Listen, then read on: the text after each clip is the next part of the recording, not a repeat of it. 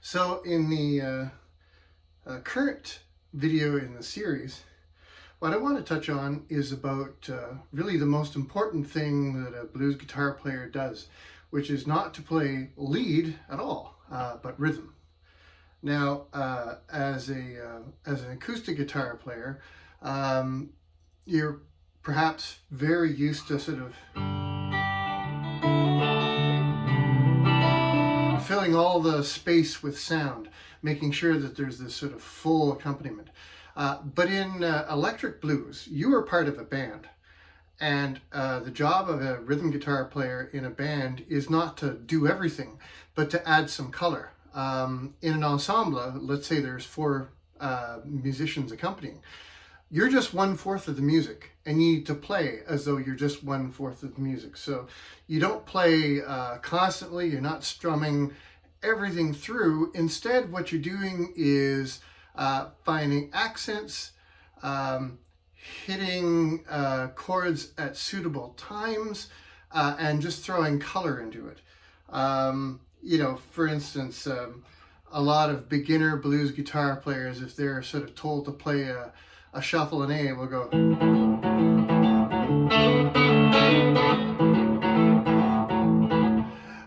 which is way too much most of the time, unless you're doing an Elmore James slide guitar piece where the guitar is like, almost the entire focus.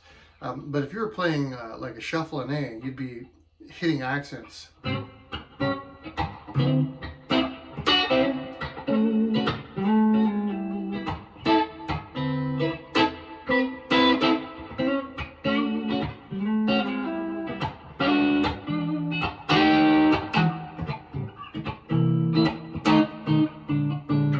So my biggest influence as a rhythm player is not actually a guitar player at all, but organ players, and the way that organ players are hitting these cool notes that leave a lot of space for other musicians to work, so. What you'll notice as I was playing there is I was mostly hitting ninth chords,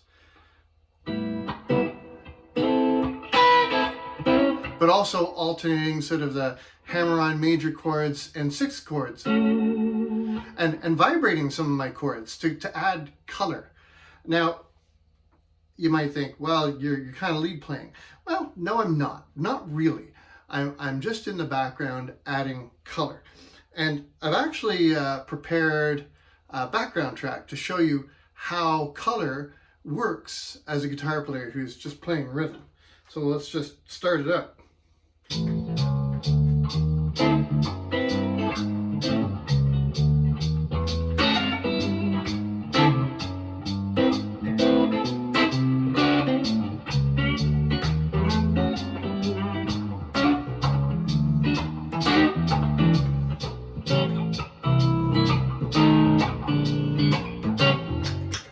So you can hear that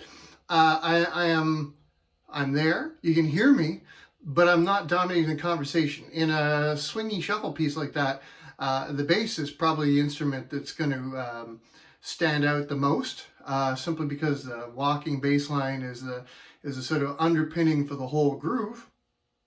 But I'm there, I'm present, but I'm adding color in the mid-range. And the idea here is not to overcome what's happening with the other things happening in the mid-range, like the vocalist, or a lead instrument, saxophone, harmonica, or guitar. And I'll show you what I mean by singing along this time, and you'll see that I've left lots of room for the vocal to stand out. I get in my rocking chair. Now when I get lonely, I get in the rocking chair. Yeah, and I get those blues are gonna rock right away from there. And I'll flip, flop, fly. I don't care if I die. I flip, I flop, fly. I don't care if I die. Don't ever leave Don't ever say goodbye. Now, as you can see, I had no problem making the vocals stand out. And that's just because of the way I'm playing. I'm leaving lots of room for other things to happen in the music, but I'm adding a little bit of color in terms of the playing. Now, that applies not just to what's going to be happening with the singer and the vocals, but in fact, the other guitar player, if there is one, or a piano player, organ player, or any other instrument that's going to be, playing a lead part. You really have to less is more what you're doing. Back off a little bit so that, in fact, if people pay attention to the guitar, they'll say, that's a really neat groove. I really like what's happening there. Now, in the genre that we were sort of playing in here, a swing, you are going to be hitting a lot of notes that are not bang on, but just ever so slightly off kilter, providing an emotional context. So you have to learn to feel swing.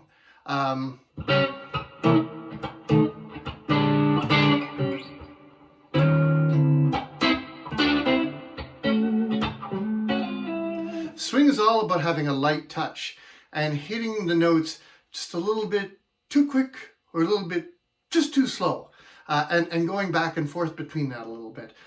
One of the things you'll notice if you've ever tried as a recording musician, if you ever tried quantizing some MIDI part that you've played in that's in a swing, you'll find you can almost never do it. You can almost never quantize a swing into what you need. Even though the tools sometimes have like a swing, 1/8 or swing 1/16 setting, you'll find that you just can't quantize the swing because it's all about feel. And, even the rhythms that are being hit in the hi-hat and the swing are just ever so slightly behind.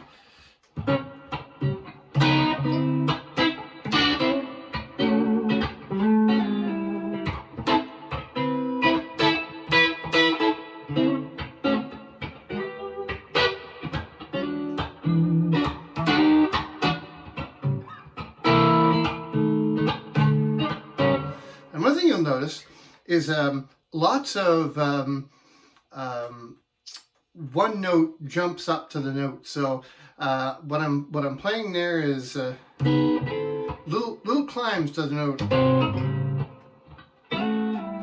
and going a little above the note. So like doing a 2-note jump there. I'm going from an A ninth to a B ninth briefly, and then back to an A ninth. And on the 4, going from a D ninth to an E ninth briefly, and then back to a D ninth. So, and then dropping a 6th chord in there for good measure. So, lots of just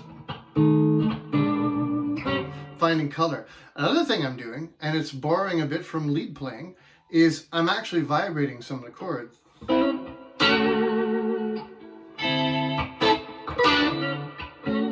So you can do little tricks that you borrow from the lead guitar business for your rhythm playing. So you can slightly strum on your, especially in the slow grooves. You don't have to. You can. Works very well in the minors. So just slowly strum onto your patterns. So as you develop in your lead playing, your rhythm playing, you really pay very careful attention to what you're doing. And as you look for role models to make your playing better, don't just go to guitar players. Jimmy Smith, the amazing organ player.